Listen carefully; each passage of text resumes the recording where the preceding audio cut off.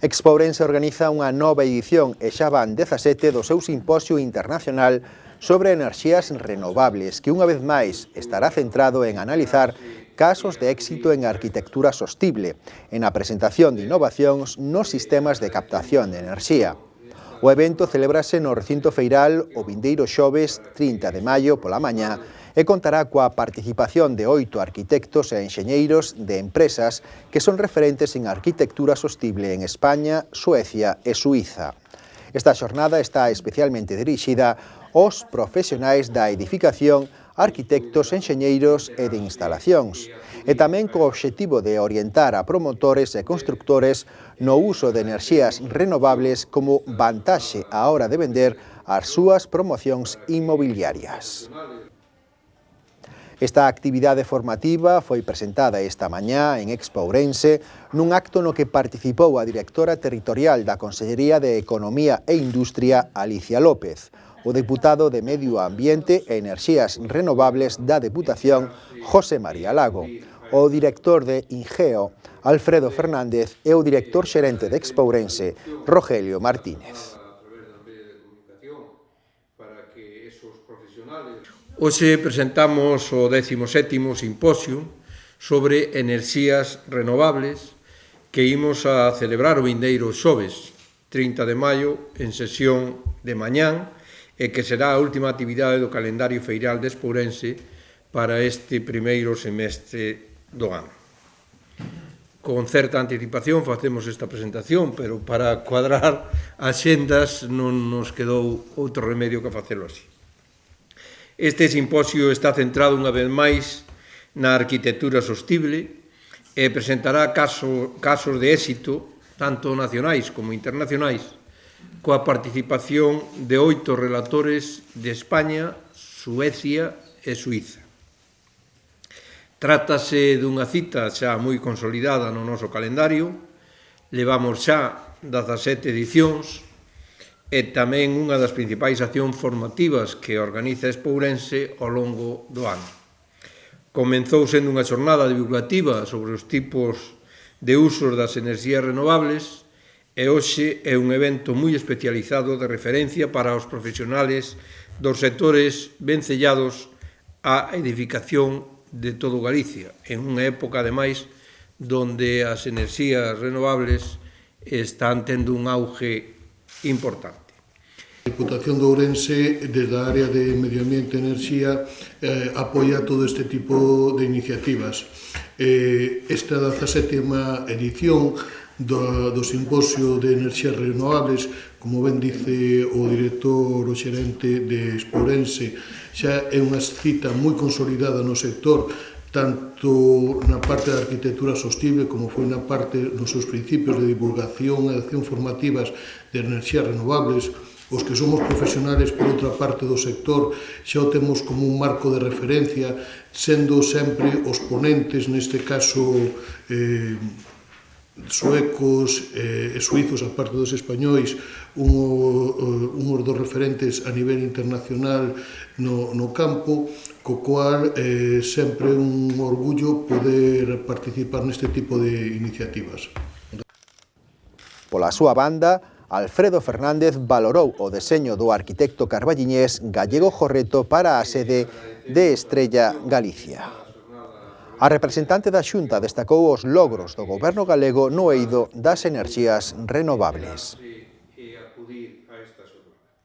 Albergar en Ourense, nuestra queridísima Ourense, un simposio internacional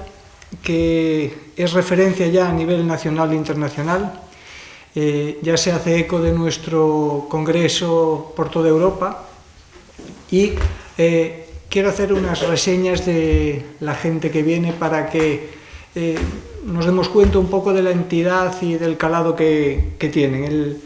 Uno de los primeros ponentes es Julián Mingo, de la empresa Icon, que a lo mejor no nos suena mucho, pero la empresa Icon es una empresa de ingeniería con 87.000 empleados que cotiza en bolsa y que hace obras por todo el mundo, de los arquitectos más famosos que hay hoy en la actualidad. ¿Qué nos viene a presentar? Pues nos viene a presentar un proyecto muy singular, que es un proyecto que está ahora tan en boga en los medios, que son los pisos turísticos. Pues es un edificio entero firmado por Víctor López Cotelo, que fue Premio Nacional de Arquitectura en 2015 por la Facultad de Arquitectura de Granada, una de las más prestigiosas que hay en España, y tiene la deferencia de venir a explicarnos un poco el concepto energético, el cómo han resuelto los diferentes puntos críticos que se han realizado en el edificio desde el punto de vista de la propiedad privada. Es decir, cuando un promotor construye un edificio y lo va a explotar, ya lo primero que mira ya no solo son los costes de inversión, sino cuánto le va a costar mantener un edificio en base a los costes de calefacción y aire acondicionado que va a tener mes a mes debido a los clientes que van a venir a visitar Madrid. Entre otros edificios singulares, tenemos el edificio de la nueva sede de Estrella Galicia, de Hijos de Rivera, que tanta fama tiene a nivel nacional en el mundo de la cerveza.